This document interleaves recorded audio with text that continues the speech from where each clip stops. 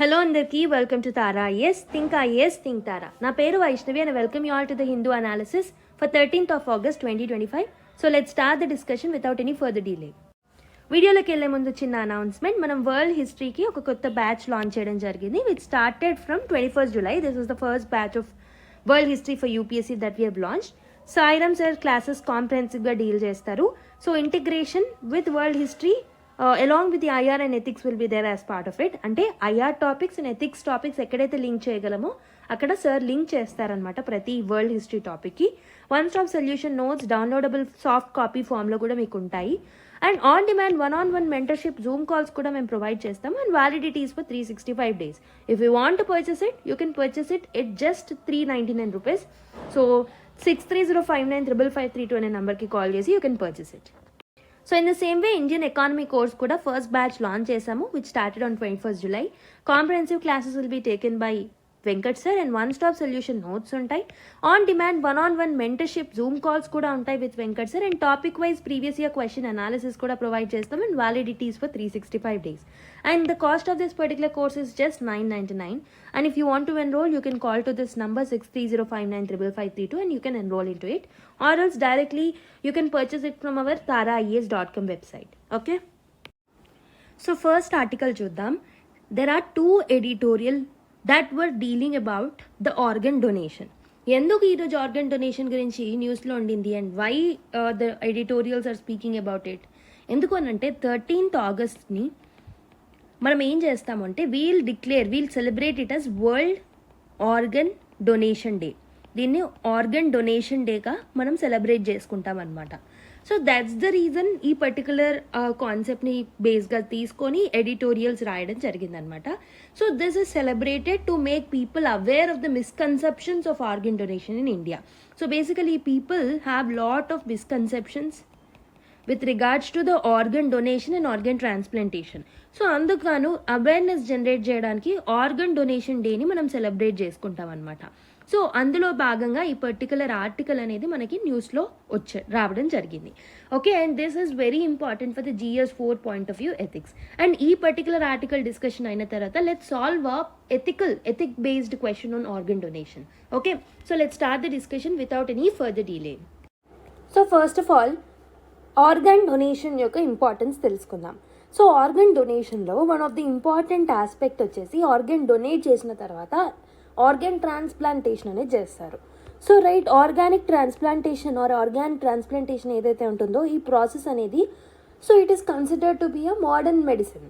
Okay, so basically ఇది ఒక gold standard treatment అనమాట. మెయిన్లీ ఎవరికైతే ఆర్గన్ ఫెయిల్యూర్స్ అయ్యాయో, ఇర్రివర్సిబుల్ ఫెయిల్యూర్స్ అయ్యాయో అలాంటి వాళ్ళకి ట్రీట్ చేయడానికి organ transplantation is a very good technique అనమాట. సో ఇండియాలో మీరు చూసుకుంటే ఒక సంవత్సరంలో ఆల్మోస్ట్ 5 లక్షల మంది చనిపోతున్నారు because of not having any suitable donor organs. So donor organs కంపాటబుల్గా లేకపోవడం వల్ల అండ్ డోనార్ ఆర్గన్స్ దొరకకపోవడం వల్ల ఆల్మోస్ట్ సంవత్సరానికి 5 లక్షల మంది చనిపోతున్నారనమాట because of lack of the proper donors. Transplantations కూడా ఇట్ హ్యాస్ గ్రోన్. బేసికలీ 2013లో మీరు చూసుకుంటే ఆల్మోస్ట్ 4990 ట్రాన్స్ప్లాంటేషన్స్ అయ్యాయి. 2023లో మీరు చూసుకుంటే 18,378 ట్రాన్స్ప్లాంటేషన్స్ అనేవి జరిగాయి. ఆల్మోస్ట్ 4 to 5 times ఇంక్రీజ్ అవ్వడం చూస్తున్నాం అనమాట. హవెవర్ బ్రెయిన్ డెత్ అయినప్పుడు ఏమవుతుంది అని అంటే ఫ్యామిలీ కన్సర్న్ తీసుకొని we can use the organs of that particular person for other people. ఎందుకంటే బ్రెయిన్ డెత్ అయినప్పుడు ఆర్గన్స్ అన్నీ ప్రాపర్గా ఫంక్షన్ అవుతూ ఉంటాయి, but they cannot move, they cannot speak, so almost కోమలాగా వెళ్ళిపోతారనమాట. సో బ్రెయిన్ డెత్ అయిన పర్సన్ నుంచి as it is an irreversible thing. Okay, మళ్ళీ మనం బాగు చేయలేము అని అన్నప్పుడు బ్రెయిన్ డెత్ అయిన పర్సన్ ఆర్గన్స్ని మేము వాడుకోవచ్చు అనమాట. So but brain death almost 18,378లో brain death నుంచి వచ్చిన ఆర్గన్స్ జస్ట్ 1,099 మాత్రమే.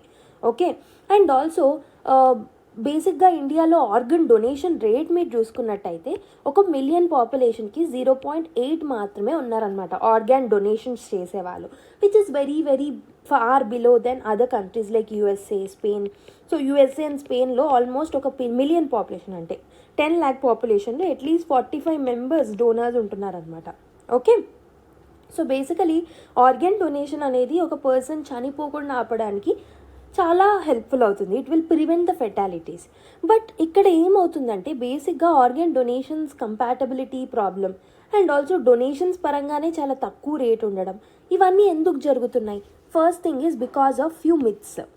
ఓకే, కొన్ని superstitious beliefs and some misconceptions ఉండడం అనేది వన్ ఆఫ్ ద రీజన్స్ అని చెప్పొచ్చు. సో బేసికలీ ఏం మిస్కన్సెప్షన్స్ ఉన్నాయి దీనికి సంబంధించి? బేసికలీ ఏమంటూ ఉంటారు అని అంటే in many religions bodies disfigurement అనే ఒక ఫియర్ అనేది ఉంటుంది. సో చాలామంది ఏమనుకుంటారు అని అంటే, సో ఆర్గన్ రిట్రీవల్ ఏదైతే చేస్తారో ఆర్గన్ రిట్రీవ్ చేయడం వల్ల బాడీ యొక్క ఫిగర్ అనేది డిస్ఫిగర్ అవుతుంది అనమాట. అండ్ దీనివల్ల ఫ్యూనరల్ రైట్స్ అనేవి ప్రాపర్గా జరిపించలేరన్న టెన్షన్ అండ్ మిస్కన్సెప్షన్ అనేది ఉంటుందన్నమాట. ఫ్యూనరల్ రైట్స్ని ప్రాపర్గా జరిపించకపోతే ఆత్మకు శాంతి కలగదు అన్న ఒక మిస్కన్సెప్షన్ అనేది ఉంటుంది. అండ్ రియాలిటీలో చూసుకుంటే సో బేసికలీ ఈ పర్టికులర్ ఆర్గన్ డొనేషన్ అనే పర్టికులర్ ప్రాసెస్ ఏదైతే ఉంటుందో that is actually performed with utmost respect to that particular person. So ఎందుకనంటే బేసికలీ సెరిమోనీస్ కూడా కండక్ట్ చేస్తారు, వీళ్ళకి చాలా రెస్పెక్ట్ ఉంటుంది. అండ్ ఆల్సో వాళ్ళు చనిపోయిన తర్వాత కూడా మంచి పని చేస్తున్నట్టు అవుతుంది అనమాట. So it's an altruistic act. Okay, so cultural practices కూడా దీన్ని రెస్పెక్ట్ చేస్తున్నాయి ప్రీవియస్గా మీరు లోతుగా చూస్తున్నట్టయితే. బట్ ఇప్పుడు ఏంటంటే మిస్కన్సెప్షన్స్ అండ్ ఆల్సో మిత్స్ ఏవైతే ఉన్నాయో అవి ప్రివేల్ అవ్వడం చూస్తున్నాం అనమాట. And also second thing is fear of premature brain death declaration. So కొంతమంది హాస్పిటల్స్ ఏం డిక్లేర్ చేస్తారు అని అంటే, ఒక పర్టికులర్ పర్సన్ బ్రెయిన్ డెత్ అయినప్పుడు ఆ పర్టికులర్ పర్సన్ యొక్క ఆర్గన్స్ని మనం యూజ్ చేసుకోవడం అనేది it's not a right thing అని చెప్పేసి కొంతమంది డాక్టర్సే సజెస్ట్ చేస్తూ ఉంటారు. బట్ బ్రెయిన్ డెత్ అనేది it is declared under strict legal and clinical protocols. దానికి ప్రాపర్ ప్రోటోకాల్స్ అనేవి ఉంటాయి. సో దానికి సంబంధించి మనకి బేసిక్గా ఒక ఆర్గనైజేషన్ ఉంటుంది, తోటా అని ఆర్గనైజేషన్. సో దీని పేరు ఏంటంటే transplantation of human organs and tissues act. ఈ పర్టికులర్ యాక్ట్ 1994లో తీసుకొచ్చాం. సో ఈ యాక్ట్లో మనకి సెవరల్ ప్రొవిజన్స్ ఉంటాయి. అసలు ఏం ప్రోటోకాల్స్ ఫాలో అవ్వాలి, ఎలాంటి మనము డీటెయిలింగ్స్ని ఫాలో అవ్వాలి while doing this particular transplantation process from the brain death person. Okay, and also తోటా ప్రకారం అంటే ఈ పర్టికులర్ చట్టం ప్రకారం ఒక మల్టీ డిసిప్లినరీ బోర్డ్ని కూడా మనం సెటప్ చేయాలన్నమాట before taking an action. Okay, so ఈ బోర్డ్ ఏంటంటే క్లినికల్ అసెస్మెంట్స్ చేస్తుంది అండ్ స్ట్రిక్ట్ డాక్యుమెంటేషన్ని ప్రొవైడ్ చేస్తుంది. And they will declare whether particular person నుంచి మనము ఈ బ్రెయిన్ డెత్ అయిన పర్సన్ నుంచి ట్రాన్స్ప్లాంటేషన్ అనేది పాసిబులా కాదా అనేది మనకు తెలుస్తుంది. సో ఈ ప్రాసెస్ ఏదైతే ఉంటుందో it is more transparent and చాలా ఎథికల్గా జరుగుతుంది అండ్ అన్బయస్డ్ ప్రాసెస్ అనమాట. ఓకే, సో ఈ పర్టికులర్ మిత్ అండ్ మిస్కన్సెప్షన్స్లో హాస్పిటల్స్ నుంచి వచ్చే ఒక ఇష్యూ ఇదనమాట. And there are some age related issues also. Age and health related myths కూడా ఉన్నాయి. అంటే చాలామంది యొక్క మిస్కన్సెప్షన్ ఏంటంటే, సో ఓన్లీ యంగ్ పీపుల్ ఎవరైతే ఉన్నారో, ఎవరికైతే యాక్సిడెంట్ అయ్యిందో అలాంటి విక్టిమ్స్ మాత్రమే they can donate this particular organs అనే ఒక మిస్కన్సెప్షన్ ఉంది. కానీ మీరు రియాలిటీలోకి వస్తే చాలా మెనీ ఆర్గన్స్ లేదా టిష్యూస్ ఏవైతే ఉంటాయో లైక్ లివర్ సెగ్మెంట్స్ కానీ, లంగ్స్ కానీ, corneas, bones, skin, okay, heart valves, ఇవన్నీ ఏంటంటే ఓల్డర్ డోనార్స్ నుంచి కూడా తీసుకోవచ్చు అనమాట. న్యాచురల్ డెత్స్ ఏవైతే ఉంటాయో వాటిలో నుంచి కూడా మనం తీసుకోవచ్చు. సో ప్రాపర్గా మనకి అవేర్నెస్ లేకపోవడం వల్ల, మిస్కన్సెప్షన్ అండ్ మిత్స్ ప్రివైల్ అవ్వడం వల్ల people are not coming forward to donate their organs అనమాట. సో బేసికలీ ఇంకొక ప్రాబ్లం ఏంటంటే there are 2 articles that I have shown you కదా. ఇంకో ఆర్టికల్ ఏంటంటే, ఇంకో ఎడిటోరియల్లో ఏం చెప్తున్నారు అని అంటే, జెండర్ ఇన్ఈక్వాలిటీ కూడా చూస్తున్నాం. ఈ పర్టికులర్ ఆర్గన్ డొనేషన్లో కూడా జెండర్ ఇన్ఈక్వాలిటీ చూస్తున్నాం. So NOTO, okay, this is an organisation which will deal with this transplantation. So ఈ పర్టికులర్ నోటో ఇచ్చిన డేటా ప్రకారం ఫ్రమ్ 2013 to 23 ఈ పర్టికులర్ 10 yearsలో మేజర్ జెండర్ ఇంబ్యాలెన్సెస్ అనేవి చూసాం. అంటే 2023 ఒక సంవత్సరంలోనే 63% of the total donors are women. Okay, ఎవరైతే డోనార్స్ ఉన్నారో దాంట్లో చాలామంది విమెనే ఉన్నారనమాట. బట్ డోనార్స్ నుంచి తీసుకునే ఆర్గన్స్ని ట్రాన్స్ప్లాంటేషన్ బెనిఫిట్ పొందే విమెన్ మాత్రం చాలా తక్కువ ఉన్నారు. Let me repeat it again. Donation చేసేవాళ్ళు అంటే డోనార్స్ ఎవరైతే ఉంటారో organ donors women percentage almost 63% ఉంటే ఈ పర్టికులర్ ట్రాన్స్ప్లాంటేషన్ వల్ల వచ్చే బెనిఫిట్స్ని రిసీవ్ చేసుకునే మెన్ ఎక్కువ ఉన్నారు, విమెన్ తక్కువ ఉన్నారనమాట. అంటే డొనేషన్స్లో విమెన్ ఎక్కువ ఉన్నారు, రిసీవింగ్ ఎండ్స్లో విమెన్ తక్కువ ఉన్నారనమాట. ఓకే, సో బెనిఫిషరీస్లో జస్ట్ 24% మాత్రమే విమెన్ బెనిఫిషరీస్ ఉన్నారు విత్ రెస్పెక్ట్ టు హార్ట్. లంగ్స్కి సంబంధించిన ట్రాన్స్ప్లాంటేషన్లో 47% మాత్రమే విమెన్ బెనిఫిషరీస్ అనే వాళ్ళు ఉన్నారనమాట. లివర్లో జస్ట్ 30%. సో మనకు తెలుసు almost 49 to 50% of the Indian population and the world population is also women ఉన్నప్పటికీ half of the population women ఉన్నప్పటికీ జస్ట్ బెనిఫిషరీస్లో మాత్రం 30%, 40% అండ్ బిలో 50% చూడడం జరుగుతుంది. హవెవర్ డొనేషన్స్లో విమెన్ పర్సంటేజ్ అనేది ఎక్కువగా ఉంది. అంటే this shows a clear patriarchal differences and patriarchal impact on the women అనమాట. ఓకే, అండ్ BMJ అనాలిసిస్ అనే ఒక అనాలిసిస్ ఉంటుంది. వీళ్ళ అనాలిసిస్ ప్రకారం 2018 నుంచి 23 మధ్యలో విమెన్ ఆల్మోస్ట్ 36,038 డొనేషన్స్ అనేవి చేశారనమాట, organ donations. Okay, so total ఎంత ఉంది? టోటల్ 56,000 అనమాట. టోటల్ 56,000లో almost 36,000 are from women only. Okay, but ఈ పర్టికులర్ 56,000లో విమెన్ రిసీవ్ చేసుకున్న ట్రాన్స్ప్లాంటేషన్స్ ఎంత అంటే జస్ట్ 17,000 అనమాట. ఓకే, సో రిసీవింగ్ ఎండ్లో చాలా తక్కువ ఉన్నారు, వెరాజ్ డొనేటింగ్ లెవెల్లో చాలా ఎక్కువగా కాంట్రిబ్యూట్ చేస్తున్నారనమాట. అయితే ఈ నోటో అనేది ఒక అడ్వైజరీ కూడా ఇచ్చిందనమాట.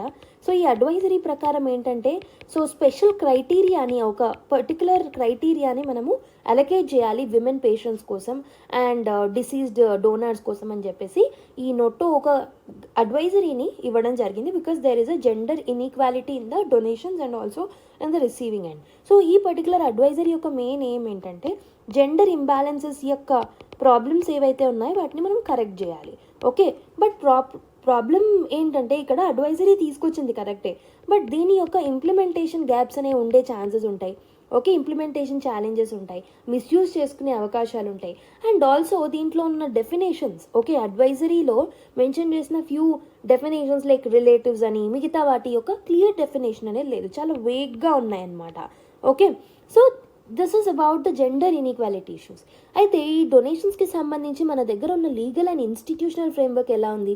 నేను లాట్ ఆఫ్ ఆర్గనైజేషన్స్ని మెన్షన్ చేశాను, తోటా అని, తో అని, ఓకే, నొట్టో అని. So what are those? Okay, if you look at the legal and institutional framework for this particular thing, first thing మనం చూసుకుంటే తోటా. So this is a act అనమాట. So transplantation of human organs act అని అంటూ ఉంటాం అనమాట. దీన్ని మనము 2011లో అమెండ్ చేయడం జరిగిందనమాట. ఓకే, సో ఇదేం చేస్తుంది అని అంటే it will regulate the removal. So ఆర్గన్స్ని రిమూవ్ చేయడంలో రెగ్యులేషన్స్ చేస్తుంది. It will do a storage mechanisms, transplantation అనేది చేస్తూ ఉంటుంది. వీటన్నిటిని రెగ్యులేట్ చేసేది అంటే రిమూవల్ని రెగ్యులేట్ చేసేది, స్టోరేజ్ని రెగ్యులేట్ చేసేది, ట్రాన్స్ప్లాంటేషన్ రెగ్యులేట్ చేసేది అంతా ఈ పర్టికులర్ చట్టం ద్వారానే రెగ్యులేషన్స్ అనేవి ఉంటాయి అన్నమాట. అండ్ ఆల్సో కమర్షియల్ డీలింగ్స్ ఏవైతే ఉంటాయో ఈ కమర్షియల్ డీలింగ్స్ని కూడా ఇది ప్రివెంట్ చేస్తుంది అనమాట. Okay, and also brain death or brain stem death ఏదైతే ఉంటుందో దీన్ని కూడా ఒక లీగల్ డెత్గానే కన్సిడర్ చేస్తుంది అనమాట according to this particular act. Okay, and there is another organization which looks after it, that is NOTTO. NOTTO అంటే ఏంటి? So national organ and tissue transplant organization అనమాట. This was established under national organ transplant program. National organ transplant ప్రోగ్రాంలో భాగంగా national organ and tissue transplant ఆర్గనైజేషన్ని మనము setup చేసుకోవడం జరిగిందనమాట. దీని యొక్క మెయిన్ ఎయిమ్ ఏంటంటే మనము national organ and tissue donation రిజిస్ట్రీని మనం మెయింటైన్ చేయాలి. అంటే నేషనల్ లెవెల్లో అసలు ఎన్ని రిజిస్ట్రేషన్స్ అవుతున్నాయి, ఎంతమంది డొనేట్ చేస్తున్నారనే clear registry, clear mechanism and clear ఇన్ఫర్మేషన్ని, డేటాని నోట్ డౌన్ చేసుకొని పెట్టుకుంటుంది అనమాట. And also it will coordinate with the procurement and the distribution process. ఆర్గన్స్ని ప్రొక్యూర్ చేయడంలో అండ్ డిస్ట్రిబ్యూట్ చేయడంలో కావాల్సిన కోఆర్డినేషన్ని నొట్టో అందిస్తుంది అనమాట. అండ్ ఇవే కాకుండా మనకి సెవెరల్ అదర్ ఆర్గనైజేషన్స్ కూడా ఉన్నాయి. Let me tell you another organization. So ORBO అంటే ఆర్గన్ రిట్రైవల్ బ్యాంకింగ్ ఆర్గనైజేషన్ అనమాట. So this is based in AIIMS, New Delhi. So ఇదేం చేస్తుంది అని అంటే ఆర్గన్ డొనేషన్ యొక్క కోఆర్డినేషన్ని మెయింటైన్ చేస్తుంది అనమాట. So this is another organization. And ఇంకొకటి ఏంటంటే we have come up with something called as one nation one policy. అంటే డొమిసైల్ రిక్వైర్మెంట్ అనేది మనకి అవసరం లేదనమాట ఫర్ ఆర్గాన్ రిజిస్ట్రేషన్లో. And there is no upper age limit. So ఏ ఏజ్ వాళ్ళైనా ఆర్గన్ డొనేషన్స్ అనేవి చేయొచ్చు and there is no registration fee. ఇలా ఒక వన్ నేషన్ వన్ పాలసీతో కూడా మనం ముందుకు వచ్చామన్నమాట. Okay, and we are training the manpower, transplant ఇన్ఫ్రాస్ట్రక్చర్ని స్ట్రెంథెన్ చేస్తున్నాం, డిసీజ్డ్ డోనర్ ఆర్గన్ డొనేషన్ని ప్రమోట్ చేస్తున్నాం. ఇలా లాట్ ఆఫ్ థింగ్స్ని మనం ముందుకు తీసుకొచ్చామన్నమాట. Okay, so there are several awareness and promotion initiatives also that we have bought. ఏమేమి అవేర్నెస్ ఇనిషియేటివ్స్ని మనం తీసుకొచ్చాము?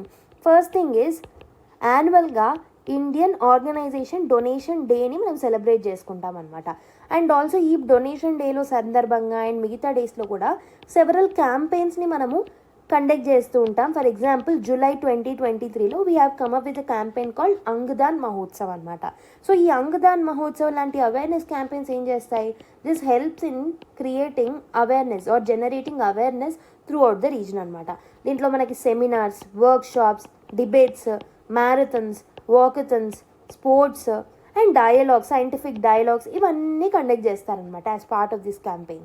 ఓకే, అండ్ మనకి లాడ్ ఆఫ్ క్యాంపెయిన్స్ని మనము టీవీ అండ్ సోషల్ మీడియా ద్వారా కూడా మనం లాంచ్ చేసాము. లైక్ ఆడియో విజువల్ క్యాంపెయిన్స్ని తీసుకొచ్చాము, టీవీని యూజ్ చేసుకుంటాము, మేము టెలివిజన్ యూజ్ చేసుకుంటున్నాము, సోషల్ మీడియాని యూజ్ చేసుకుంటున్నాము. Okay, and we're posting the stories of real donor family so that people will be encouraged to do so. Okay, community workshops చేస్తున్నాం, organ డొనేషన్కి సంబంధించిన అవేర్నెస్ని స్కూల్స్లో, కాలేజెస్లో, ఓకే, లైఫ్ సైన్స్ అండ్ ఎథిక్స్లో భాగంగా, ఎథికల్ కరికులంలో భాగంగా మనం ఇంట్రడ్యూస్ చేస్తున్నాం. And also we're training the health care professionals also. Professionals ఎవరైతే ఉంటారో ఈ ఫీల్డ్లో వాళ్ళకి ప్రాపర్ ట్రైనింగ్ అనేది ప్రొవైడ్ చేస్తున్నాం. So to handle this family conversations, okay, కంపాషనేట్గా వాళ్ళతో డీల్ అయ్యేలాగా, వాళ్ళని డీల్ చేసేలాగా, కన్వర్జేషన్ ఉండేలాగా స్టెప్స్ని తీసుకుంటున్నాం అనమాట. But there are few challenges అని చెప్పాను. Like demand supply mismatch ఉంది అండ్ బేసిక్గా ఇన్ఫెక్షన్స్ వచ్చే అవకాశాలు ఉంటాయి. అంటే post let me tell you, so myths and misconceptions కాకుండా there are several other challenges కూడా. ఏం ఛాలెంజెస్ ఉన్నాయి? ఒకటి వచ్చేసి demand supply mismatch. Demand and supply mismatch అంటే ఏంటంటే, సో బేసికలీ డిమాండ్ కిడ్నీ అవి ఉంటే హార్ట్స్ ఎక్కువ ఉంటాయేమో, హార్ట్స్కి డిమాండ్ ఎక్కువ ఉంటే కిడ్నీస్ ఎక్కువ ఉంటాయేమో, అలా demand and supply miss match అనేది ఉంటుంది. అండ్ ఆల్సో జీనో ట్రాన్స్ప్లాంటేషన్ ఇష్యూస్ అనేవి ఉంటాయి. జీనో ట్రాన్స్ప్లాంటేషన్ ఇష్యూస్ అంటే ఏంటంటే, సో ఫర్ ఎగ్జాంపుల్ వేరే వాళ్ళ ఆర్గన్ వాళ్ళ పేషెంట్ యొక్క బాడీలో దాన్ని ట్రాన్స్ప్లాంట్ చేసినప్పుడు దాని బాడీకి అది ఒక ఫారిన్ ఆర్గానిజం అవుతుంది. ఫారిన్ ఆర్గానిజంకి సంబంధించిన మెకానిజమ్స్ మన బాడీలో ఉంటాయి. అంటే విల్ ఫైట్ అగేన్స్ట్ ఇట్. అది మనకి మంచి కోసమైనా విల్ ఫైట్ అగేన్స్ట్ ఇట్ అనమాట. అంటే కంపాటబిలిటీ ఉండాలి. And also this will have a risk of transmitting the infections also. ఎందుకు అని అంటే, సో అదొక ఫారిన్ ఆర్గానిజంగా మన బాడీ ట్రీట్ చేస్తూ ఉంటుంది once it is getting transplanted. And also incentives కూడా మనం ప్రొవైడ్ చేయట్లేదు to public sectors like surgeons, okay, అనెస్థెటిక్స్కి, వీటికి ప్రాపర్ ఇన్సెంటివ్స్ అనేవి ఇవ్వట్లేదు అనమాట. We have to give it. Okay, and also already చెప్పాను, there is lot of misconceptions like cultural hesitations ఉంటున్నాయి, religious hesitations and misconceptions, myths అనేవి ఉంటున్నాయి అనమాట. ఓకే, అండ్ ఇన్ఫ్రా గ్యాప్స్ కూడా ఉంటున్నాయి విత్ రెస్పెక్ట్ టు ఇట్. చాలా హాస్పిటల్స్లో మనకి ట్రాన్స్ప్లాంటేషన్స్కి కావాల్సిన ప్రాపర్ ఎక్విప్మెంట్ అనేది ఎక్విప్డ్గా లేదనమాట. అండ్ రూరల్ ఏరియాస్లో కూడా అసలు మనకి రూరల్ ఏరియాస్లో it is particularly under served అని చెప్పేసి మనం అనొచ్చు.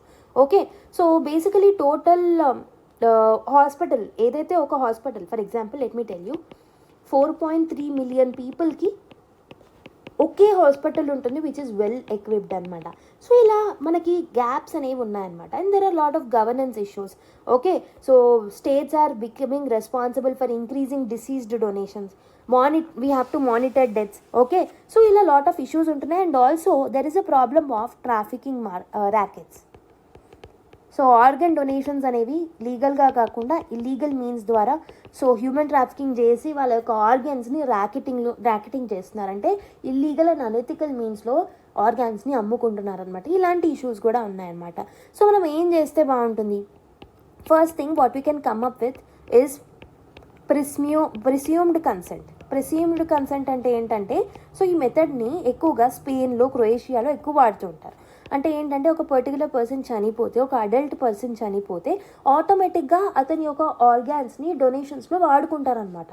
So without taking the permission from that particular family or that particular person. So ఇలా ప్రిస్యూమ్డ్ కన్సెంట్ అనే ఒక మెథడాలజీని మన దగ్గర కూడా తీసుకురావచ్చు. And second one is proper family support అనేది ఉండాలి. అండ్ ఆల్సో గ్రీవియన్స్ రెడ్రెసల్ మెకానిజమ్స్ని మనం తీసుకురావాలన్నమాట if there is any issues with it. And also ఈ పర్టికులర్ ఆర్గాన్ డొనేషన్లో జెండర్ ఈక్విటీ ఉండేలాగా మనం స్టెప్స్ తీసుకోవడం very very important. Okay, and we have to bring proper awareness programs, policies improvements and implementations చేయాలి. Ethical oversight is also very very important. So organ donation అనేది it's not just a medical procedure. So it's like a profound act of charity అనమాట. So basically it's an altruistic act. Okay, so ప్రతి eligible adult ఎవరైతే ఉంటున్నారో, including you who is listening to this class, everyone, if we are eligible and if we are healthy, definitely we should register ourselves as a donor, and we have to make our families aware about this particular thing. Okay, and families also need to respect our decisions. So with awareness, with trust and with proper systems, no Indian will die or should die for want of an organ. Okay, almost 5 లక్షల మంది చనిపోతున్నారు per year. So వీటిలలో at least మనం 1 lakh or 50,000, ఒక 1 lakh, 2 lakhs డెత్స్ని మనం prevent చేయొచ్చు with organ donations. Okay, so I hope you have understood. Now let's look at previous year question and let's solve it. So ఇప్పుడు ఒక ఆన్సర్ని solve చేద్దాం. Assess the ethical concerns and regulatory measures associated with organ donation in India అని చెప్పేసి అడుగుతున్నారు. So these kind of question can come in GS4. Okay, ఎథిక్స్లో అడిగే chances ఉంటాయి. Okay sir, so let's understand a new perspective. Okay, so basically ఇప్పటివరకు మనం issues చూసాము. GS పర్స్పెక్టివ్లో different ఇష్యూస్ని, సొల్యూషన్స్ని, ఆర్గనైజేషన్స్ని, వాటన్నిటిని చూసాము. So now let's understand the same issue in ethical perspective. Okay, so ఎలా రాస్తారు? ఆర్గన్ డొనేషన్ అనేది ఒక life saving medical intervention. So it raises profound ethical questions about the sanctity of life. So బేసిక్గా మనం use చేసుకోవాల్సిన keywords వచ్చేసి sanctity of life. So this particular keyword shows the difference. ఇది ethics answer అని మనకు అర్థమవుతుంది. And it also required consent. It requires and understand, we need to understand the cultural beliefs also. Okay, so ఇలా చెప్తూ what we have to write in the introduction is organ donation rate in India is only 0.8 per million population. Already నేను మీకు చెప్పిన data అనేది కొత్త data కాదు. Okay, which is far below other, like if you compare with other countries, it is far below the global leaders such as Spain. So the debate is not merely a medical thing but deeply rooted in moral values. Okay, I'm consciously using these kind of keywords. Chudandi, moral values or ethical values. Okay, religious traditions and philosophical thoughts. Again, this is a conscious word. So ఇలా మనం రాసినట్టయితే this makes your answer different from the GS answer అనమాట. So ఇక్కడ ఏం అడుగుతున్నారు? This is the introduction part. ఇలా మీరు ఇంట్రడక్షన్ని రాసేయచ్చు. Okay, so వెరాజ్ మీరు బాడీ పార్ట్కి వచ్చినట్టయితే ఇక్కడ మీకు డిమాండ్ ఆఫ్ ద క్వశ్చన్ ఏంటో మీరు చూసుకోవాలి. So assess the ethical concerns and the regulatory measures associated with organ donation in India అని అన్నారు. సో ఇక్కడ మనం కీవర్డ్ని పట్టుకున్నాం ఆర్గన్ డొనేషన్ అని. సో దాన్ని బట్టి మనం ఇంట్రడక్షన్ రాసుకున్నాం. సో బాడీ పార్ట్లో మనం ఏం చేయాలి? There are 2 aspects that we need to cover. First thing is ethical కన్సర్న్స్ని కవర్ చేయమంటున్నారు. రెండవది రెగ్యులేటరీ మెజర్స్ గురించి రాయమంటున్నారు అనమాట. Okay, so first let's understand. So ఇక్కడ మనకి ఏదైతే అడిగారో దాన్నే మనం సైడ్ హెడ్డింగ్గా పెట్టుకోవాలి, ethical concerns. Okay, so ethical concerns associated with, so ఇక్కడ ఉంది కదా, సో సేమ్ కీవర్డ్స్ని డిట్టో బై డిట్టో సైడ్ హెడ్డింగ్లో పెట్టుకుంటే so it will become easy for the one who is correcting your paper. So ethical concerns associated with organ donation in India ఇలా పెట్టేసి ఒక box ఒక అండర్లైన్ వేసేసి you need to step by step write the points అనమాట. పాయింట్స్ని ఎలా generate చేసుకోవాలి ma'am? So మీరు ఎథిక్స్ సిలబస్ కంప్లీట్ చేసినట్టు అయ్యింటే so there are different approaches of writing ethics answers also. But let me introduce you one particular technique. So బేసిక్గా మనం different రిలీజియన్స్కి సంబంధించిన ఎథికల్ పర్స్పెక్టివ్స్ని చదువుంటాం. Like will study about Buddhism, we'll study about Jainism, Sikhism, Islam, okay, Roman ethics, Protestant ethics, and we'll also study about other things like Bhagavad Gita నుంచి, Hindu philosophies నుంచి, రిగ్వేద నుంచి, ఇలా different రిలీజన్స్కి సంబంధించిన పర్స్పెక్టివ్స్ని నేర్చుకొని ఉంటాం. And also different theories and ఫిలాసఫర్స్కి సంబంధించిన పర్స్పెక్టివ్స్ కూడా చూసుంటాం. ఇండియన్ ఫిలాసఫర్స్ కావచ్చు, ఫారిన్ ఫిలాసఫర్స్ కావచ్చు. Like we have studied about Kautilya, will study about Swami Vivekananda, Rabindranath Tagore, okay, will study about Socrates, Aristotle, Plato, okay. So వీటి యాంగిల్లో థింక్ చేయడం అనేది one of the kind of template that I wanted to give you. So ఒక particular క్వశ్చన్ని మీరు n number of types of brain storming activity మీరు చేయొచ్చు. అందులో one technique is understanding or generating the points by using the philosophers or రిలీజియన్కి సంబంధించిన ethics. Okay, there are different things that will learn as part of each religion. Each religions will teachers one or two good ethical principles, unique ethical principles ni manaku teach chestayi. So let me apply those things. So first thing, let me apply with respect to Rigveda. Rigveda em cheptundi? Sanctity of life. So sanctity of life ki ee particular organ donation ki manam link chesukochu kada. So ikkada na first point entante sanctity of life. So ilanti questions ekkada ostayi? Section 1 lo ostaya, section 2 lo ostaya? ఎథిక్స్లో section 1లో ఇలాంటి questions వస్తాయి. అంటే దీనికి సంబంధించిన answer మీరు ఎన్ని వర్డ్స్లో రాయాలి? 150 వర్డ్స్లో రాయాలి. మీకు ఎంత సమయం తీసుకోవాలి? 7 minutesలో మీరు రాసేసి పెట్టుకుంటే that will be a safe side అనమాట. You will be in the safe side. So బేసిక్గా ఎథిక్స్కి సంబంధించిన 10 మార్క్ క్వశ్చన్ కాబట్టి ఇది. సో మనకి 2 pages ఉంటాయి. 2 pagesని మనం ఫిల్ చేయాల్సి ఉంటుంది అనమాట. క్వాలిటీతో మనం క్వాలిటేటివ్ కంటెంట్ని మనం అక్కడ ఫిల్ చేయాల్సి ఉంటుంది. కాబట్టి ఇక్కడ మీరు బాడీ పార్ట్లో 2 థింగ్స్ని మీరు ఫిల్ చేయాలి కాబట్టి, సో ఒకటి ఎథికల్ కన్సర్న్స్, ఇంకొకటి regulatory measures. 2 aspects of the questions యొక్క డిమాండ్ని మీరు మీట్ అవ్వాలి కాబట్టి వన్ సైడ్ మీరు ఏం చేస్తారంటే ఒక 20 to 30 వర్డ్స్లో ఇంట్రడక్షన్ రాసేసి, సో ఇక్కడ కింద ఏంటంటే 20 to 30 వర్డ్స్లో కన్క్లూజన్ రాస్తారు. Then you'll put one side heading, then you'll draw it points, 1 or 2 ఎగ్జాంపుల్స్ని ఇక్కడ ఇంక్లూడ్ చేసుకోండి.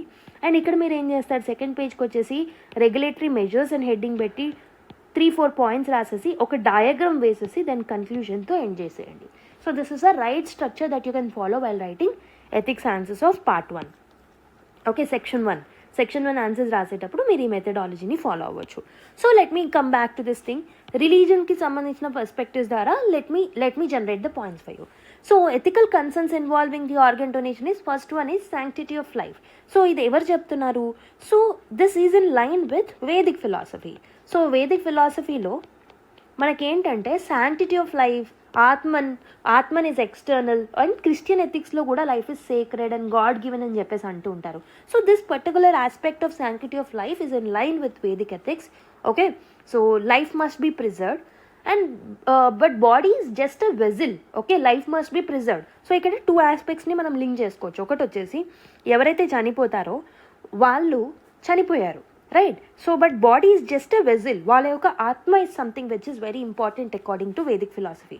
So sanctity of other person life is something which we're having concern of. Okay, so basically ఒకవేళ మనం organ donation చేయకపోతే sanctity of other person life will get affected. That is first thing that you can write. And second one is consent and autonomy is another problem. Consent and autonomy. So consent and autonomy is a core principle from Kantian ethics అనమాట. Okay, so basically ఇక్కడ ఏంటి, so Kantian ethics ప్రకారం what he says, he wanted to treat humans as not as means but human as ends in itself. హ్యూమన్స్ని ends in ఇట్ సెల్ఫ్గా అంటే ఎండ్గానే మనం ట్రీట్ చేయాలి, నాట్ లైక్ అ మీన్స్. హ్యూమన్స్ని యూజ్ చేసుకొని మన ఎండ్ గోల్స్ని తీసుకురావద్దు. We have to use the humans as the ends అని చెప్పేసి కాంతియన్ అంటూ ఉంటారు. ఓకే, సో కాంతియన్ ఎథిక్స్ ప్రకారం సో ఇక్కడ ఏంటంటే donation without informed consent. So consent ఇవ్వకుండా, ఫ్యామిలీ కన్సెంట్ తీసుకోకుండా డొనేషన్ చేసిన, ఆ పర్టికులర్ పర్సన్ యొక్క కన్సెంట్ తీసుకోకుండా డొనేషన్ చేసిన, that will violate the principle of autonomy. Okay, consent and autonomy principle అనేది వైలేట్ అవుతుంది. Next one what I can think of is Aristotle virtue ఎథిక్స్ని మనం లింక్ చేసుకోవచ్చు. Okay, Nicomachean ఎథిక్స్ని. Fear of premature declaration of death. So basically ఇది brain death కేసులో భయపడుతూ ఉంటారనమాట. ఇది ప్రీమెచ్యూర్ డిక్లరేషన్ ఆఫ్ డెత్. ముందే మనము డెత్ అని డిక్లేర్ చేస్తున్నాము, ఆ పర్సన్ బ్రతికే ఉన్నారు కదా, మనం ఎలా ఆర్గన్స్ డొనేట్ చేయాలనే ఒక పర్సెప్షన్ అనేది డెవలప్ అవుతుంది. బట్ ఈ particular ethical prudence demands medical protocols prevent any utilitarian shortcut. So basically షార్ట్ కట్స్ని మనం తీసుకోకూడదు. What we have to do is we have to provide a moral justice. కాబట్టి మనం ప్రాపర్ స్టెప్స్ తీసుకున్న తర్వాతనే బ్రెయిన్ డెత్ అయిన పర్సన్ ప్రీమెచ్యూర్ డెత్ కాదు అని ప్రూవ్ చేసినాకనే ఆర్గన్ డొనేషన్స్ అనేవి చేయాలన్నమాట. So that is another ethical issue that comes up. And fourth one is gender disparity. So ఇంతకుముందే మనం చూసాం. Fourth one is gender disparity. So ఇంతకుముందు నేను ప్రజెంట్ చేసిన డేటా ప్రకారం మీరు చూసుకుంటే almost 63% donations are coming from women. But వాళ్ళకు వచ్చే దాంట్లో less than 50% రిసీవింగ్ ఎండ్లో మాత్రమే వాళ్ళు ఉన్నారనమాట. So this is against feminist ethics and this is against the principle of Sufism. Sufism promotes gender equity అనమాట. అండ్ ఆల్సో గాంధీ యొక్క సర్వోదయ ఆస్పెక్ట్స్కి కూడా అగేన్స్ట్గా ఉందన్నమాట. ఓకే, సో ఇలా మీరు ఒక్కొక్క పర్టికులర్ ప్రిన్సిపల్కి లింక్ చేసుకుని రాయడం అనేది ఒక particular template that you can use it for the generation of points in the mains answers అనమాట. Okay, and also I have told you about myths and cultural beliefs. myths and cultural beliefs. So this is another important issues. Okay, so ఏంటంటే moral intuitionism అనేది ఇక్కడ ఉంటుందన్నమాట. So basically myths and cultural beliefs ఏంటి అని అంటే these are not having and not backed by ర్యాషనాలిటీ.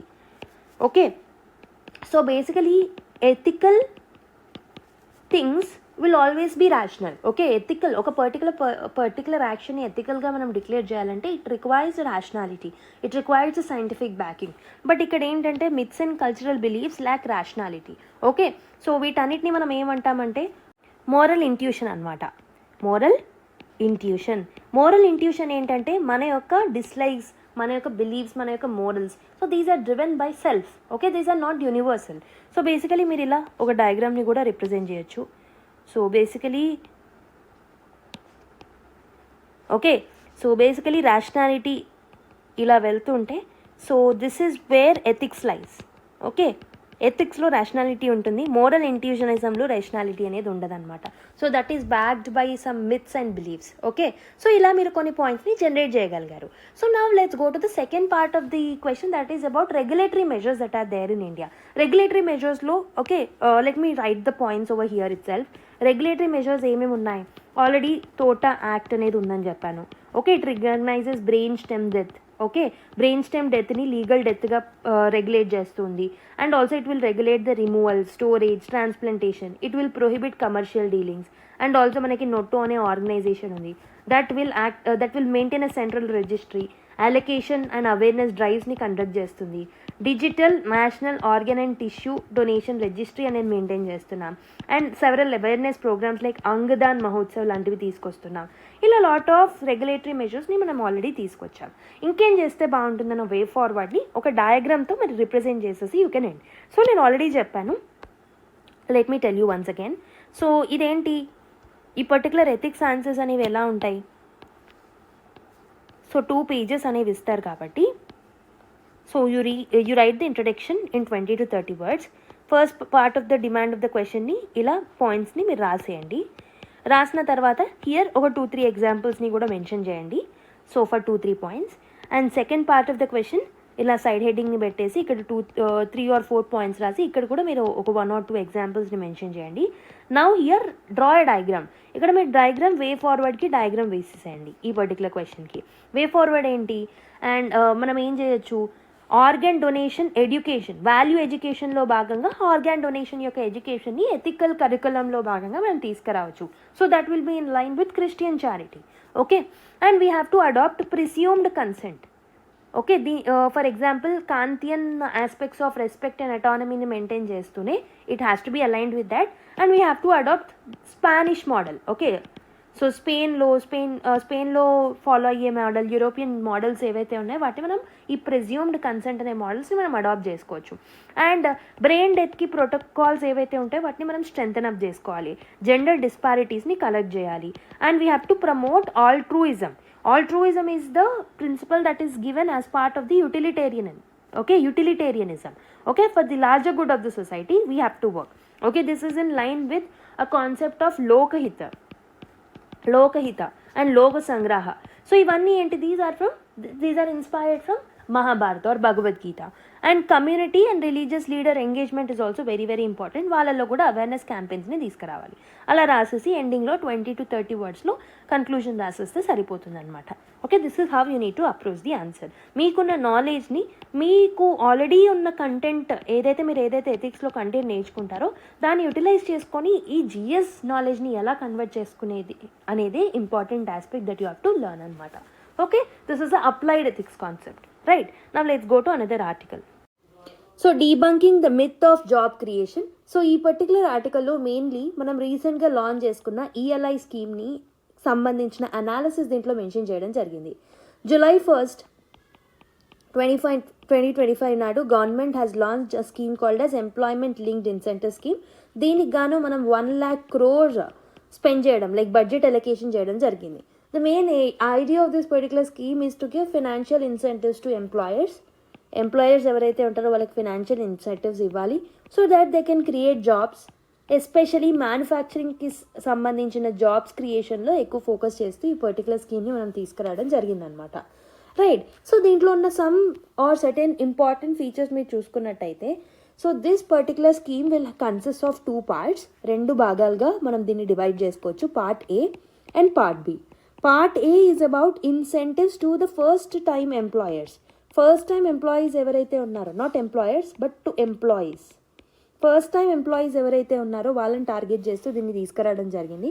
So it will target almost 1.9 crore first time employment provident fund organisation registered employees ఎవరైతే ఉంటారో, అంటే ఈపీఎఫ్ఓలో రిజిస్టర్డ్ అయిన employees for the first time ఎవరైతే ఉంటారో వాళ్ళకి ఇన్సెంటివైజ్ చేస్తూ పార్టీలో వాళ్ళకి ఇన్సెంటివ్స్ని ప్రొవైడ్ చేయడం జరిగిందనమాట. ఆల్మోస్ట్ 15,000 వరకు వాళ్ళకి వన్ మంత్ ఈపీఎఫ్ వేజ్ అనేది ఇస్తాము, which will be paid 15,000 will be paid in 2 installments అనమాట. ఓకే, ఒకటి వచ్చేసి after they work for 6 months ఒక ఇన్స్టాల్మెంట్లో పే చేస్తాం, ఇంకో సెకండ్ ఇన్స్టాల్మెంట్ వచ్చేసి after 12 months will pay it to them అనమాట. ఓకే, సో ఇంకొకటి ఏంటంటే వాళ్ళు ఫినాన్షియల్ లిటరసీ ప్రోగ్రామ్ని కూడా, ఆ స్కిల్స్ని కూడా అటైన్ చేసుకొని ఉండాలి to receive this particular incentives. And the second part is about the incentives and support that we give to employers. ఎవరైతే జాబ్స్ని క్రియేట్ చేస్తున్నారో వాళ్ళకి కూడా ఇన్సెంటివ్స్ ఇస్తున్నారనమాట. సో ఏంటంటే ఎంప్లాయర్స్ ఎవరైతే హైర్ చేసుకుంటున్నారో అడిషనల్ వర్కర్స్ని, so they will get ₹3,000 per month for 2 years అనమాట. సో ఈపీఎఫ్ఓలో రిజిస్టర్డ్ అయిన ఫర్మ్స్ ఏవైతే ఉన్నాయో, సో ఈపీఎఫ్ఓ రిజిస్టర్డ్ ఫర్మ్స్ ఉంటే మాత్రం వాళ్ళకి 2 additional ఎంప్లాయీస్ని హైర్ చేసుకున్నప్పుడల్లా వాళ్ళకి ఇన్సెంటివ్స్ వస్తాయి. 5 additional ఎంప్లాయీస్కి ఇంకో ఇన్సెంటివ్ వస్తుంది. అలా డిఫరెంట్ టైప్ ఆఫ్ ఇన్సెంటివ్స్ని ఎంప్లాయీస్కి ఒక సైడ్, ఎంప్లాయీస్కి ఒక సైడ్ మనం ప్రొవైడ్ చేయడం జరుగుతుంది అనమాట. దీని త్రూ ఏంటంటే we're incentivising them to create employment. Okay, ఎంప్లాయర్స్కి ఎందుకు ఇస్తున్నాం? To create the employment. ఎంప్లాయీస్కి ఎందుకు ఇస్తున్నాం? To encourage them to do the jobs.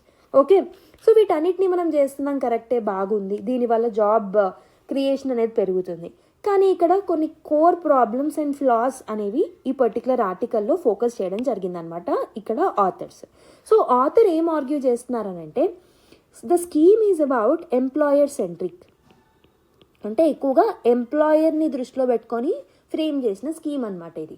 And it is not the worker centric scheme. Okay, worker సెంట్రిక్గా లేదు. సో ఈ పర్టికులర్ స్కీమ్ కింద ఏం చేస్తారంటే, it rewards companies for creating jobs.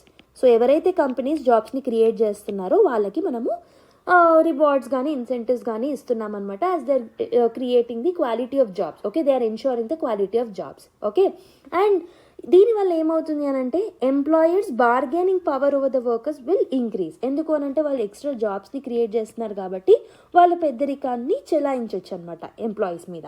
Okay, దీనివల్ల ఏమవుతుంది, ఒక్కొక్కసారి వేజెస్ తక్కువ ఇచ్చే ఛాన్సెస్ పెరుగుతాయి. దీనివల్ల వైడర్ వేజ్ గ్యాప్స్ అనేవి పెరిగే అవకాశాలు ఉంటాయి అన్నమాట. ఓకే, అండ్ ఆల్సో ఈ పర్టికులర్ స్కీమ్ కింద ఎక్కువగా మనము ఫార్మల్ సెక్టర్ ఎంప్లాయీస్ని, అంటే ఈపీఎఫ్ఓలో రిజిస్టర్డ్ అయిన ఎంప్లాయీస్ మీద ఎక్కువగా ఫోకస్ చేస్తున్నాం. We're excluding the informal sectors and unorganised sectors. That is another problem that is raised in the article. ఇంకొకటి వచ్చేసి skill miss match.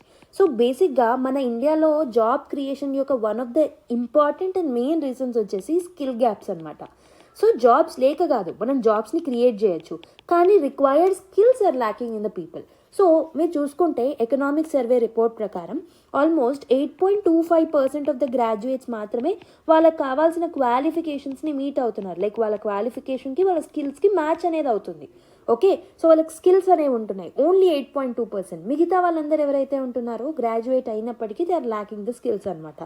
Okay, and also 53% of the graduates and also 36% of post graduates, PG చేసిన వాళ్ళు, వీళ్ళు ఏంటంటే they are qualified only, వాళ్ళకి certificates ఉన్నాయి, కానీ they are not acquiring any skills, వాళ్ళకి ప్రాపర్ స్కిల్స్ ఉండట్లేదు. They are often being treated as under employees. Okay, and also another problem with respect to employees is wage gaps అనమాట. Pay gaps, veg gaps చూస్తున్నాం. Only 4.2% of గ్రాడ్యుయేట్స్కి 4 to 8 lakhs per year వస్తుంది. మిగతా వాళ్ళందరికీ చాలా తక్కువ అనమాట. సిగ్నిఫికెంట్ 10% ఆఫ్ పాపులేషన్కి మాత్రమే more than 10 lakhs per year per annum మనకు శాలరీస్ వస్తున్నాయి. మిగతా వాళ్ళందరూ ఏంటంటే they are in the range of 1 lakh or less than 1 lakh per month. Okay, so this is also another issue that we can quote. And also vocational training problems కూడా ఉన్నాయి. Only 4.9% of youth ఎవరైతే 15 to 29 years మధ్యలో ఉన్నారో వాళ్ళకి మాత్రమే ఈ particular vocational training facilities అనేది provide చేస్తున్నాం. So we're not providing other people. Okay, మిగతా ఎవరైతే యూత్ ఉంటారో వాళ్ళకి ప్రాపర్ స్కిల్స్ని వొకేషనల్ ట్రైనింగ్ ఇవ్వట్లేదు, ఎందుకంటే మన దగ్గర ప్రాపర్ స్కిల్లింగ్ ఇన్ఫ్రాస్ట్రక్చర్ అనేది లేదనమాట. Okay, so and also we're excluding the informal sector అని చెప్పాను. బట్ ఇక్కడ ఇన్ఫార్మల్ సెక్టార్లోనే almost 90% of Indian work force include అయ్యి ఉన్నారు. వాళ్ళకి ప్రాపర్ సోషల్ సెక్యూరిటీ ఉండదు, ఫార్మల్ కాంట్రాక్ట్స్ ఉండవు. సో కాబట్టి we have to address their problems also, which this ELI scheme is not addressing. Okay, and also dual labour markets. So ఒకవైపు formal sector అనేది ఉంది, ఇంకోవైపు ఇన్ఫార్మల్ సెక్టార్ కూడా ఉందన్నమాట. We have to focus on this dual labour markets, so rather than concentrating only on the formal sector. Okay, and public funds కూడా ప్రాపర్గా disburse చేయాలి and we have to utilise it for the proper use. Okay, almost మనం 1 lakh crore spend చేస్తున్నప్పుడు we have to address the core issues also, systemic and structural issues also. Okay, and also ఇంకొక problem ఏంటంటే disguised unemployment అయ్యే అవకాశాలు ఉంటాయి. So that is another problem that is quoted. Disguised unemployment అంటే ఏంటంటే, so బేసిక్గా మనకు ఒక పర్టికులర్ కంపెనీ రన్ అవ్వడానికి ఒక 100 workers అవసరం అనుకుందాం. లేదు ఈ పర్టికులర్ ఇన్సెంటివ్స్ని తీసుకోవడానికి వాళ్ళు ఏం చేస్తారు, they might take 110 workers in order to receive the particular incentives by the government under ELI scheme. So ఈ 10 workers ఎక్స్ట్రా ఎవరైతే ఉన్నారో they are not being productive enough. Okay, so 100 workers ఉన్నప్పుడైతే ఎంతైతే మనం వర్క్ చేస్తున్నామో 110 workersకి కూడా అంతే వర్క్ జరుగుతుంది. సో ఇక్కడ మార్జినల్ ప్రొడక్టివిటీ ఈజ్ 0 అనమాట. సో దీన్ని మనం డిస్గైజ్డ్ అన్ఎంప్లాయ్మెంట్ అంటాము. అంటే ఇక్కడ అవుట్పుట్ అనేది మనకు ప్రాపర్గా ఉండట్లేదు. సో ఈఎల్ఐ స్కీమ్ ఏదైతే ఉంటుందో ఈ పర్టికులర్ డిస్గైజ్డ్ అన్ఎంప్లాయ్మెంట్ని చాలా నార్మలైజ్ చేసేస్తుంది. సో ఫర్మ్స్ ఎవరైతే ఉన్నారో, కంపెనీస్ ఎవరైతే ఉన్నారో, they may label old jobs as new. Okay, so just ఈ పర్టికులర్ సబ్సిడీస్ని క్లెయిమ్ చేసుకోవడానికి ఈ ఎక్స్ట్రా ఎంప్లాయ్మెంట్ ఆపర్చునిటీస్ని ప్రొవైడ్ చేసి ఈ పర్టికులర్ స్కీమ్ని మిస్యూజ్ చేసుకునే అవకాశాలు కూడా ఉన్నాయన్నమాట. ఓకే, సో ఇంకొక ఇంపార్టెంట్ థింగ్ ఏంటంటే ఈ స్కీమ్లో ఉన్న one of the another important critical point ఏంటంటే మ్యానుఫ్యాక్చరింగ్ సెక్టర్ ఫోకస్. ఓకే, మనం ఏంటి అంటే ఎక్కువగా ఈ స్కీమ్ కింద మ్యానుఫ్యాక్చరింగ్ సెక్టర్ ఎంప్లాయీస్కి సంబంధించి ఎక్కువ ఫోకస్ అనేది పెడుతున్నాం. అయితే మ్యానుఫ్యాక్చరింగ్ అనేది very very important, but one problem is employment elasticity.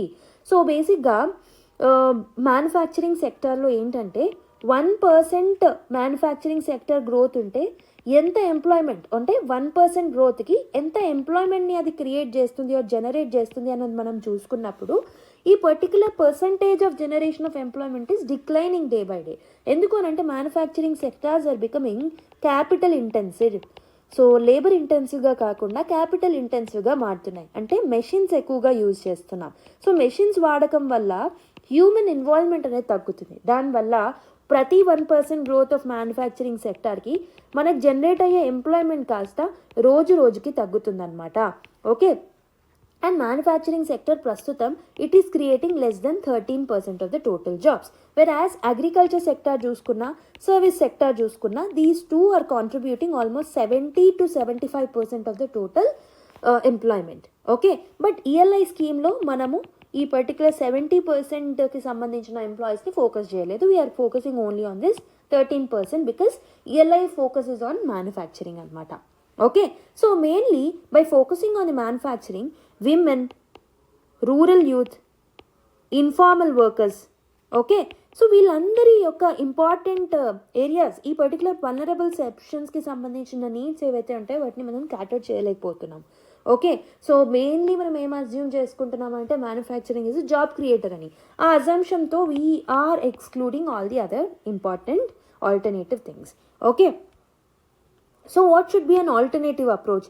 So way forward ఏముంటే బాగుంటుంది? How can we improvise this particular scheme? ఒకటి వచ్చేసి ఇలాంటి స్కీమ్స్ తీసుకొచ్చినప్పుడు we have to provide proper funding for skilling and education also. We have to bring proper reforms in education sector also. Next ఇంకేం చేయొచ్చు అని అంటే షార్ట్ టర్మ్ జాబ్ క్రియేషన్ మీద దృష్టి పెట్టే బదులు so we have to think about long term approach, sustainable approach మీద ఎక్కువగా మనం ఫోకస్ చేయాల్సిన అవసరం అయితే ఉందన్నమాట. And also we have to improve the productivity, workers యొక్క ప్రొడక్టివిటీని మనము ఇంప్రూవ్ చేయాలి without sacrificing their rights. Okay, bargaining power అలానే ఉంచి ఇంకోవైపు వర్కర్ ప్రొడక్టివిటీ మీద కూడా మనం దృష్టి పెట్టాలి. Okay, so we should not just counts. So basically గ్రాఫ్లో ఒక పాయింట్ లాగా మన లైఫ్స్ ఉండకూడదు. So we're often been treated. So for example GDP calculate చేసిన, పర్ క్యాపిటల్ ఇన్కమ్ క్యాలిక్యులేట్ చేసిన, గ్రోత్ క్యాలిక్యులేట్ చేసిన, we're calculating each of this particular indicator based on numbers, based on charts, based on the points on the charts. Rather than treating humans as the points on the charts, what we can do is we have to think upon the real development of the people. Okay, real development మీద, not only growth but development మీద కూడా మనం focus చేయాలన్నమాట. So this will help us in making more equitable సొసైటీని మనం achieve చేయడానికి, sustainable డెవలప్మెంట్ని మనం achieve చేయడానికి ఇది మనకి హెల్ప్ఫుల్ అవుతుంది అనమాట. సో డెఫినెట్లీ ఈఎల్ఐ స్కీమ్ అనేది it's a very good scheme for job creation boost, but దాని యొక్క డిజైన్ ఏదైతే ఉంటుందో that is okay creating few gaps in the employment sector. So without fixing the skills, job quality, inclusion etcetera, we cannot actually make this particular scheme worthy అనమాట. Okay, I hope you have understood whatever the points that the analysis has provided as part of this article. Okay, now let's go to another one. So let us look at next article. How does satellite internet work అని ఒక article రావడం జరిగింది. So ఇక్కడ ఏంటంటే basically అసలు satellite internet మనకి ఎందుకు అవసరం, అది ఎలా వర్క్ అవుతుంది అనేది it is important for the GS3 point of view, that is science and technology. So let's understand and let's break it down into a detail and simplified way. Okay, అసలు మనకి satellite internet అనేది ఎందుకు అవసరం? So why we need satellite internet? So మీరు చూసుకుంటే there are several reasons.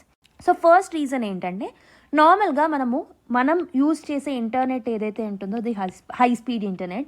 So దీన్ని ఎలా తీసుకొస్తాము, దీన్ని ఎలా యూజ్ చేస్తున్నాము అని అంటే with the help of cables and with the help of towers and submarine cables కూడా ఉంటాయి అండ్ టెరెస్ట్రియల్ ల్యాండ్ మీద ఉన్న కేబుల్స్ కూడా ఉంటాయి అన్నమాట. ఓకే, బేసికలీ ఈ normal cables and normal towers ఏవైతే ఉన్నాయో ఇవేంటంటే క్రౌడెడ్ సిటీస్లో బాగా వర్క్ చేస్తాయి అన్నమాట. కానీ దీనికి కొన్ని లిమిటేషన్స్ ఉంటాయి. సో ఈ పర్టికులర్ కేబుల్స్ని కన్స్ట్రక్ట్ చేయాలన్నా లేదా టవర్స్ని తీసుకురావాలన్నా we have to build the infrastructure అనమాట. ఇన్ఫ్రాస్ట్రక్చర్ అనేది ఇంపార్టెంట్. సో బేసికలీ రిమోట్ ఏరియాస్లో లేకపోతే స్పేర్స్లీ పాపులేషన్ ఉన్న రీజియన్, అంటే చాలా తక్కువ పాపులేషన్ ఉన్న రీజియన్లో ఇలాంటి ఇన్ఫ్రాస్ట్రక్చర్ని మనం తీసుకురావడం అనేది it will become too expensive. And also not only this, and there are certain region where that particular region will be prone to natural disasters. Often floods వస్తూ ఉంటాయి, ఎర్త్క్వేక్స్ వస్తూ ఉంటాయి. అక్కడ కూడా మనకి కేబుల్స్, టవర్స్ అనేవి ప్రాపర్గా వర్క్ చేయవు. ఓకే, అక్కడ ఉన్న రిమోట్ లొకేషన్స్లో ఉన్న people and disaster prone reasons ఏవైతే ఉన్నాయో అక్కడ ఈ నార్మల్ మెథడాలజీ ఆఫ్ ఇంటర్నెట్ అనేది ప్రాపర్గా వర్క్ అవ్వదు. So that is where this particular satellite internet comes in. Okay, అసలు ఎందుకు కావాలి అని అంటే normal internet will not be providing the solution for the remote areas and to the sparsely populated areas. So అందుకే మనకి ఈ satellite solution is a main important thing that we can look upon. Okay, so satellite internet అనేది it helps us in overcoming and it works anywhere on the earth అనమాట. So ఎర్త్లో ఉన్న terrain and earth మీద ఉన్న geography, disaster, ఇవన్నీ దృష్టిలో పెట్టుకోకుండా ఎక్కడైనా ఈ పర్టికులర్ శాటిలైట్ టెక్నాలజీ అనేది వర్క్ అవుతుంది. Okay, and it can set quickly for emergencies, అంటే డిజాస్టర్స్ వచ్చినప్పుడు ఈజీగా మనం దీన్ని సెట్ చేసుకోవచ్చు. అండ్ దీన్ని మనము సివిలియన్ పర్పస్కి యూజ్ చేయొచ్చు అండ్ మిలిటరీ పర్పసెస్కి కూడా యూజ్ చేసుకోవచ్చు అనమాట. ఓకే, ఇది బ్యాకప్ లాగా మాత్రమే కాదు, కానీ this will also enhance our economy. Okay, it will transform our economy, it will help in transforming the infrastructure and it will help in transforming the defense equipment and defense also in India. Okay, so దీనికి dual uses ఉన్నాయని చెప్పాను. One is the civilian పర్పసెస్కి use చేసుకోవచ్చు and another reason is we can use it for the military purpose. Satellite internet అనేది good కోసం use చేసుకోవచ్చు and military పర్పసెస్కి కూడా యూజ్ చేసుకోవచ్చు అనమాట. అంటే బ్యాటిల్ ఫీల్డ్ కమ్యూనికేషన్ కోసం, డ్రోన్స్ కోఆర్డినేషన్ కోసం and good purposes like disaster response కోసం, రూరల్ హెల్త్ కేర్ కోసం, అగ్రికల్చర్ కోసం, ట్రాన్స్పోర్ట్ కోసం, ఇలా నెంబర్ ఆఫ్ వేస్లో మనం ఈ శాటిలైట్ బేస్డ్ ఇంటర్నెట్ని యూజ్ చేసుకోవచ్చు అనమాట. For example let me give you an example. ఒకటి వచ్చేసి హరికేన్ హార్వే. సో 2017లో ఈ హరికేన్ హార్వే వచ్చినప్పుడు 70% ఆఫ్ సెల్ టవర్స్ ఏవైతే ఉన్నాయో ఈ పర్టికులర్ సెల్ టవర్స్ అనేవి దే వెంట్ డౌన్, అంటే అవి ప్రాపర్గా వర్క్ చేయలేవు టెక్సాస్లో. ఓకే, సో ఆ టైంలో మనకి శాటిలైట్ ఇంటర్నెట్ సర్వీస్ అయిన వియాసాట్, ఈ సర్వీసెస్ అనేవి సో బ్యాక్ ఎండ్ ఆప్షన్ లాగా వర్క్ అయ్యాయి అనమాట. And also during Russia Ukraine war, ఇప్పుడు జరుగుతున్న రష్యా యుక్రెయిన్ వార్లో కూడా స్టార్ లింక్ని మనం యూజ్ చేసుకుంటున్నాం in order to give the communication and internet services. Okay, and Indian army కూడా శాటిలైట్ ఇంటర్నెట్ని యూజ్ చేసుకుంటుంది, especially in the reasons like Siachen glacier. ఎందుకంటే అక్కడ మనకి టవర్స్, కేబుల్స్ ఇవన్నీ తీసుకురావడం కాస్ట్లీ అవుతుంది కాబట్టి. Okay, so but one problem is ఈ పర్టికులర్ థింగ్ ఏదైతే ఉంటుందో ఈ శాటిలైట్ బేస్డ్ ఇంటర్నెట్ సర్వీసెస్, దీన్ని మిస్యూజ్ చేసుకునే అవకాశాలు కూడా ఉన్నాయి. లైక్ సెవరల్ ఇన్సర్జెంట్ గ్రూప్స్ ఎవరైతే ఉంటారో వాళ్ళు స్మగ్లింగ్కి కానీ మిగతా వాటికి కానీ మిస్యూజ్ చేసుకుంటూ ఉంటారనమాట. అయితే ఈ పర్టికులర్ శాటిలైట్ నెట్వర్క్ అనేది ఎలా వర్క్ అవుతుంది? Basically this will have 2 parts అనమాట. ఒకటి వచ్చేసి స్పేస్ సెగ్మెంట్ ఉంటుంది. Okay, next one is ground segment. Space సెగ్మెంట్లో మనకి శాటిలైట్స్ ఉంటాయి, డిఫరెంట్ శాటిలైట్, రీసాట్ సిరీస్ అని. ఓకే, మిగతా శాటిలైట్ సిరీస్ ఏవైతే ఉంటాయో these are the satellites which are on the space segment, స్పేస్లో ఉంటాయి అన్నమాట. సో ఈ శాటిలైట్స్ అనేవి ఆర్బిట్లో మూవ్ అవుతూ ఉంటాయి. Whereas on the ground segment equipment అనేది ఉంటుందన్నమాట that talks to the satellite. Different equipment and different ఇన్ఫ్రాస్ట్రక్చర్ని లేట్ డౌన్ చేస్తాము. So this will have a direct communication with the satellites. Satellites ఏం చేస్తాయి అని అంటే దే విల్ హ్యావ్ ఫ్యూ పేలోడ్స్ని carry చేస్తాయి that will have a life span of almost 5 to 20 years. అవి ఆర్బిట్లో revolve అవుతూ ఉంటాయి. ఆ ఆర్బిట్లో రివాల్వ్ అవుతూ they will communicate with the ground infrastructure and equipment. దాని బట్టి కమ్యూనికేషన్ అనేది రన్ అవుతుంది అనమాట. దాన్ని బట్టి ఇంటర్నెట్ సర్వీసెస్ అనేవి అందిస్తూ ఉంటాం. అయితే మనము ప్రొవైడ్ చేసే సర్వీసెస్ మనం ఎంత ఏరియాకి చేస్తున్నాము, ఎంత ఏరియాకి ఇవ్వాలి ఇంటర్నెట్ సర్వీసెస్ అనేది దట్ డిపెండ్స్ ఆన్ ఆర్బిట్ యొక్క ఆల్టిట్యూడ్ మీద, ఆర్బిట్ యొక్క స్పీడ్ మీద, ఆర్బిట్ యొక్క కవరేజ్ మీద. ఓకే, మనం ఏ ఆర్బిట్లో ఉన్నామనేది దాన్ని బట్టి మనం ఎంత కవర్ చేస్తున్నాం, దానికి ఎంత కాస్ట్ పడుతుంది అనేది సో ఆర్బిట్ యొక్క ఆల్టిట్యూడ్ మీద డిపెండ్ అయి ఉంటుంది అనమాట. సో మెయిన్లీ మనకి 3 ఇంపార్టెంట్ ఆర్బిట్స్ ఉంటాయి. What are those orbits? First one is geostationary earth orbit అనమాట. ఈ జియోస్టేషనరీ ఎర్త్ ఆర్బిట్ ఏదైతే ఉంటుందో this is almost 36,000 kilometers above the earth. ఇదేంటంటే ఒక పాయింట్లో ఫిక్స్ అయి ఉంటుంది అనమాట. అండ్ ఈ పర్టికులర్ జీఈఓలో మనం శాటిలైట్ని ప్లేస్ చేసినట్టయితే ఆల్మోస్ట్ 1/3 ఆఫ్ ది ఎర్త్ని కవర్ చేస్తుంది అనమాట. కానీ ఇది డిస్టెంట్, అంటే దీని డిస్టెన్స్ అనేది చాలా దూరంలో ఉండడం వల్ల మన టెరెస్ట్రియల్ ల్యాండ్ అండ్ మన ఎర్త్ సర్ఫేస్కి దీనికి దూరం ఉండడం వల్ల లేటెన్సీ అనేది ఎక్కువగా ఉంటుందన్నమాట. అంటే లేటెన్సీ అంటే ఏంటి? The internet connection that we receive. For example ఇప్పుడు మనము లైవ్ టెలికాస్ట్ చేసామనుకోండి, సో ఒక 2 minutes lag or 3 minutes lag అనేదైనా మనకు కనిపిస్తుంది అనమాట. ఫర్ ఎగ్జాంపుల్ ఇక్కడ మనం ప్లేస్ చేసిన శాటిలైట్స్లో one example is Viasat. Okay, and జీఈఓలో కాకుండా మనము మీడియం ఎర్త్ ఆర్బిట్స్లో కూడా మనం పెట్టవచ్చు. ఆల్మోస్ట్ 2000 నుంచి 36,000 kilometers డిస్టెన్స్, ఈ మధ్య డిస్టెన్స్లో మనము ఈ మీడియం ఎర్త్ ఆర్బిట్లో కూడా మనం శాటిలైట్స్ని ప్లేస్ చేయొచ్చు అనమాట. ఇక్కడ ఎంఈలో ప్లేస్ చేసిన శాటిలైట్స్కి మీడియం లేటెన్సీ అనేది ఉంటుంది. అంటే కంపేర్డ్ టు జీఈఓ శాటిలైట్స్ ఎంఈలో లేటెన్సీ అనేది కొంచెం తక్కువ ఉంటుంది అనమాట. And it covers more than what does LEO does. So ఇంకొక పర్టికులర్ ఆర్బిట్ వచ్చేసి ఎల్ఈఓ కన్నా ఎక్కువ కవరేజ్ ఉంటుంది, బట్ జీఈఓ కన్నా తక్కువ కవరేజ్ని చేస్తుంది అనమాట. And third important thing is low earth orbit or LEO. So ఏదైతే మనము శాటిలైట్స్ని 2000 కిలోమీటర్స్ కన్నా తక్కువ డిస్టెన్స్లో ప్లేస్ చేస్తున్నామో దాన్నే మనము ఎల్ఈఓ బేస్డ్ శాటిలైట్స్ అంటాం. ఇక్కడ లేటెన్సీ అనేది ఇంకా తక్కువ ఉంటుంది, ఎందుకంటే near to the earth surface ఉంటుంది కాబట్టి. And this is very cheaper to launch. Okay, so it will have a smaller coverage only. So అందుకే మనం ఏం చేస్తాము అని అంటే, సో ఎల్ఈఓలో set of satellites, okay, so set of శాటిలైట్స్ని లాంచ్ చేస్తాము. This will have a link with each other. ప్రతి శాటిలైట్కి లింక్ అనేది ఉంటుందన్నమాట. So for example Starlink ఇలానే వర్క్ చేస్తుంది అనమాట. It is placed in the low earth orbit only. Mega constellations ఉంటాయి, అంటే constellation of satellites will be there, all are interconnected with each other. So that అవన్నీ కలిపి they will cover the wide area అనమాట. Okay, I hope you have understand how like each particular ఆర్బిట్లో ఎలాంటి changes ఉంటాయనేది మీకు అర్థమైందని అనుకుంటున్నాను.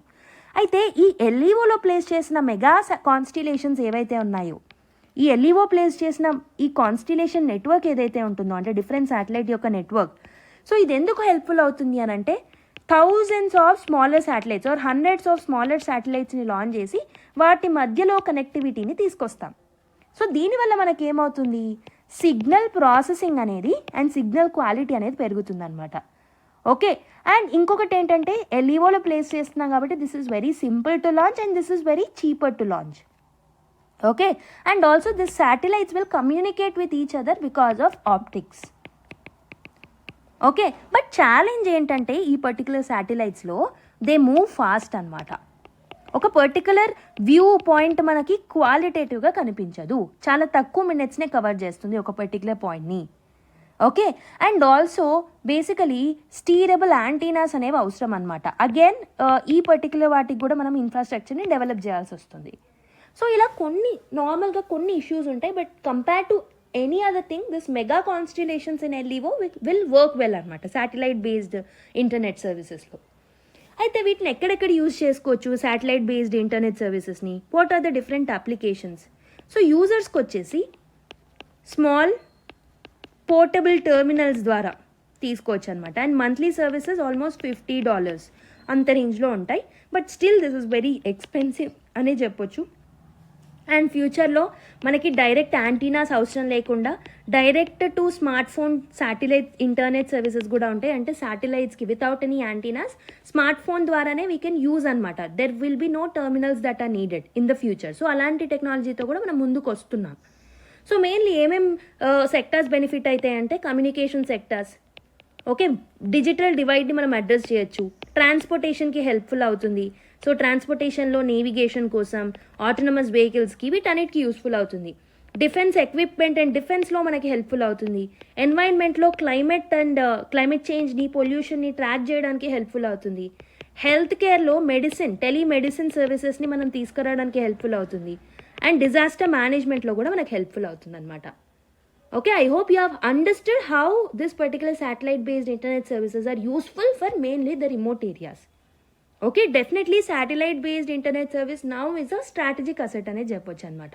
So definitely మన యొక్క జియో పొలిటికల్ ఇన్ఫ్లుయెన్స్ని పెంచుకోవాలంటే, మన నేషన్ యొక్క రెసిలియన్స్ని పెంచుకోవాలనంటే, మన నేషన్లో ఉన్న డిజిటల్ డివైడ్ని బ్రిడ్జ్ చేయాలన్నా, మన రూరల్ ఎకానమీని బూస్ట్ చేయాలన్నా, మన యొక్క global రూల్ని పెంచుకోవాలన్నా satellite based internet services will play a greater role in the future.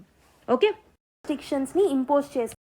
So next article, supreme court questions potentiality of abuse of BNS section 152. So supreme court bench ఏదైతే ఉందో it is examining the validity of this particular section 152 అనమాట. Section 152 of భారతీయ న్యాయ సంహిత. ఈ section దేని గురించి deal చేస్తుంది అని అంటే, acts that are endangering sovereignty, unity and integrity of India.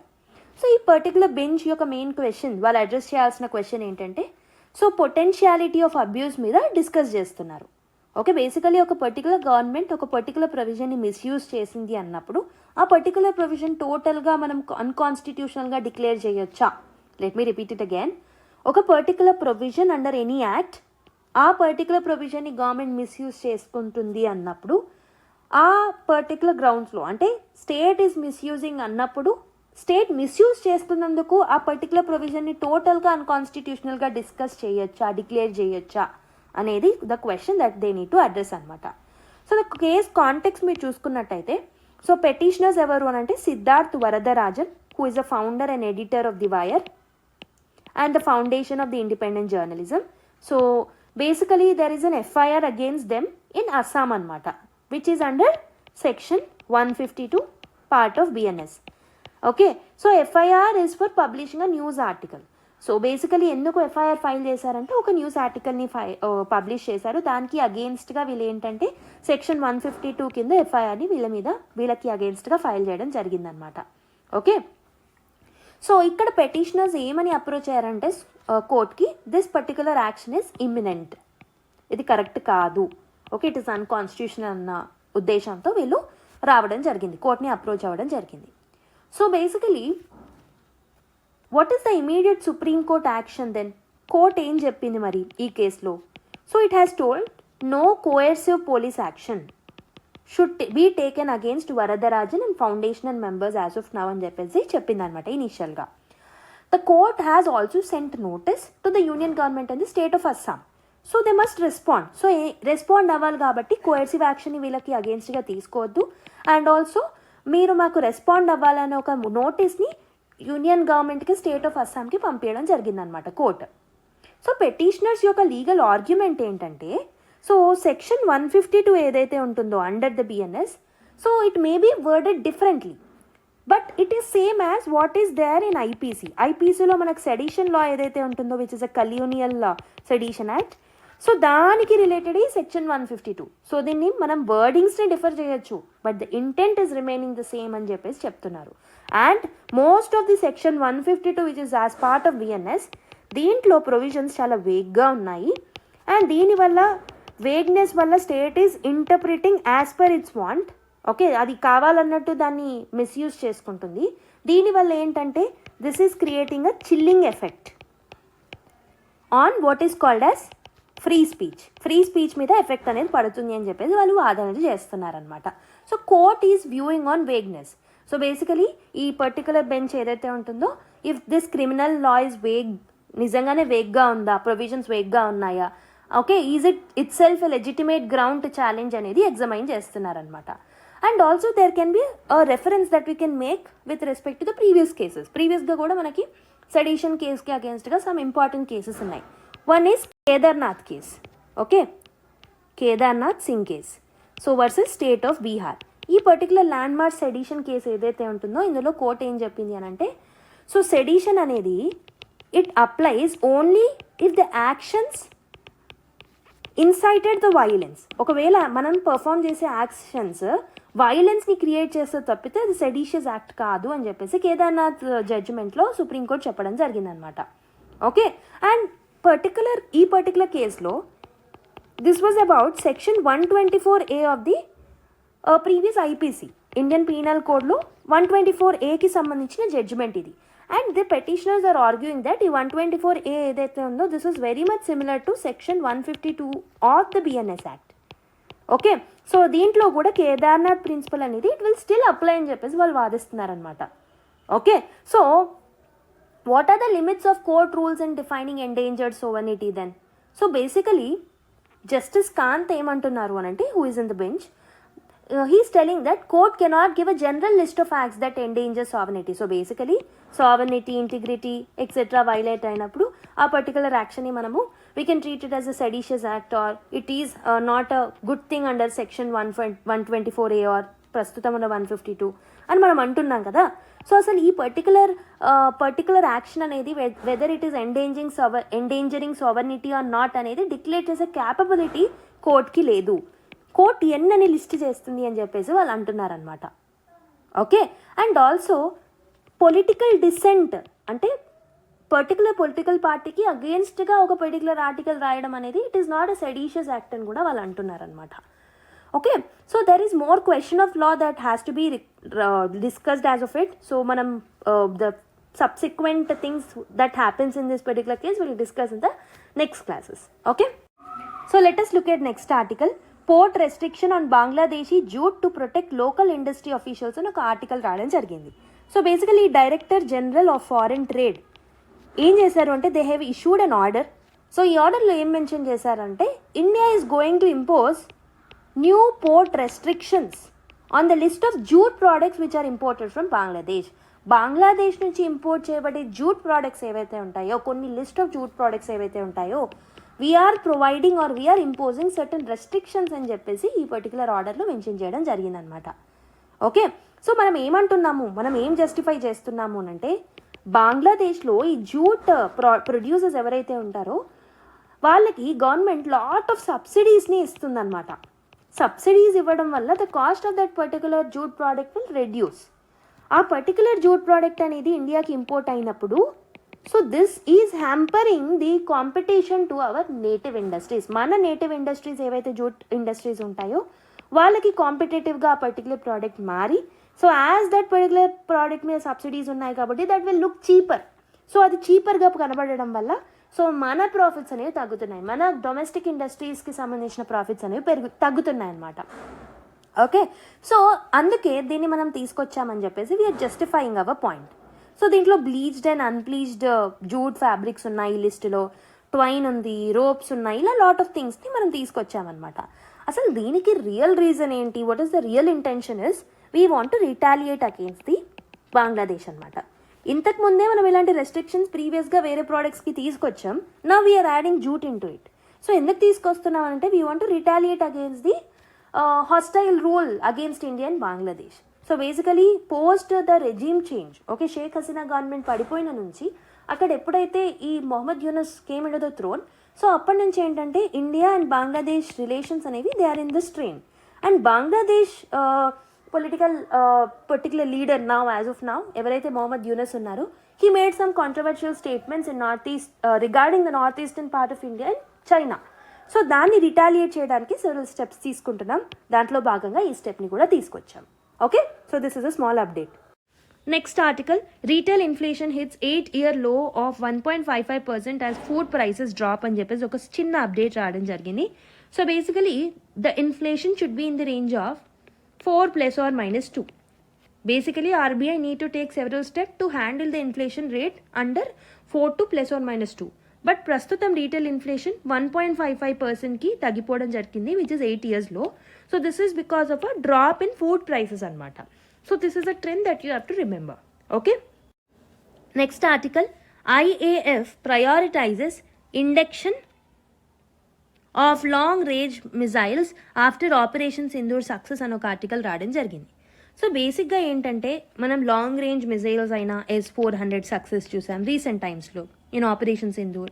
We have seen success of BrahMos missile, Barak 8, right, and Akash missiles, and ఇలా lot of important missiles యొక్క సక్సెస్ని మనము రీసెంట్గా జరిగిన ఆపరేషన్ సింధూర్లో మనం చూసాము. అండ్ నౌ IAF, మన ఇండియన్ IAF ఏదైతే ఉంటుందో the Indian air force, it want to prioritize the induction of long range missiles. ఎందుకు అనంటే we need a long range missiles. So S-400 success మేము చూసే ఉన్నాం. సో ఆల్మోస్ట్ ఆఫ్ఘనిస్తాన్ బార్డర్ వరకు కూడా it has done a proper strikings, okay, S-400 ద్వారా. So అందుకే we want to develop it in India also now with long range missiles will have a longer longer strike rate కాబట్టి so ఆ ఇంటెన్షన్తో మనం దీన్ని తీసుకురావాలని ముందుకు వచ్చామన్నమాట. So this will help in improving the air defence system of India. And also ఇప్పుడు DRDO under project Kusha it wanted to bring this long range missiles. ఎందుకు అనంటే surface to air missiles long range ఎందుకు తీసుకొద్దాం అనుకుంటున్నాం అనంటే ఒకవైపు మనకు S-400 systems ఉన్నాయి which will cover almost 350 to 400 kilometers రేంజ్ని కవర్ చేస్తుంది. అండ్ బరాక్ సిస్టమ్స్ ఉన్నాయి, so this will cover almost 80 kilometers వరకు కవర్ చేస్తాయి. సో ఇన్ బిట్వీన్ మనకు కవర్ చేయాల్సిన రేంజ్ ఏదైతే ఉంటుందో that will be helpful for us to come up with this long range missiles to cover which is between Barak and S-400. So అందుకు మనం దీన్ని తీసుకురావడం జరుగుతుంది అనమాట. Remember this particular thing, operation or project Kusha అని గుర్తుపెట్టుకోండి. Okay, ICMR set to monitor waste water for 10 viruses in 50 cities అని ఒక ఆర్టికల్ రావడం జరిగింది. So Indian council of medical research ఏం చేస్తుంది అని అంటే it is initiating the process of waste water surveillance. So ఏంటంటే వేస్ట్ వాటర్ సర్విలెన్స్ జస్ట్ మనం pollution control and pollution identification కోసమే కాదు, it helps us in studying the viruses. Almost 10+ types of వైరసెస్ని మనం స్టడీ చేయొచ్చు. So including covid virus, polio virus, influenza like illnesses, వీటన్నిటిని మనం identify చేయొచ్చు. So that is the reason it is conducting this particular surveillance, which is very important for coming up with some health measures. Okay, so now let's go to the final one. The elders group of global leaders warns of Gaza genocide అని ఒక article రాయడం జరిగింది. ఇక్కడ మనకు కావాల్సింది ఏంటంటే బేసిక్గా Gaza యొక్క జీనోసైడ్, వీటన్నిటి గురించి మనం సెవెరల్ ఆర్టికల్స్ ప్రీవియస్గా చూసే ఉన్నాం. But in this article what we have to learn is about this elders group. Elders group అంటే ఏంటి? దిస్ ఇస్ అన్ ఎన్జిఓ అనమాట, global NGO. So this was founded by the South Africa President Nelson Mandela in the year 2007. So దీంట్లో ఎవరెవరు ఉంటారు అని అంటే it will consist of the former leaders, like other కంట్రీస్కి సంబంధించిన ఫార్మర్ పిఎమ్స్, ప్రెసిడెంట్స్, వీళ్ళే కాకుండా డిప్లొమాట్స్ ఉంటారు. Okay, so United Nations sustainable గోల్స్కి సంబంధించిన ఆఫీషియల్స్ ఉంటారు, and several other people, several other elders ఉంటారనమాట. So they always speak about the peace and stability of the world. Okay, they take several steps and they'll fight for the peace and stability of the world. So that's why it is as it is in the news, that's why we have to remember these details. Okay, this is important. The elders group of global leaders. Remember this point. Okay, so I hope you have understood this article too. So with this we have completed the discussion of all the important articles from today's Hindu newspaper. So if you enjoyed the class or if you understood the class, make sure that you hit the like button and please subscribe to our channel. Next class lo malli kaluddam. It takes lot of efforts to come up with this articles and discussion part, analysis part. So please meer like chesi me oka feedback ni ichinataithe this will motivate me to regularly do these videos for you. Okay, so that was it for today's video. Let's meet in the next class. Until then, take care, bye bye, and keep smiling.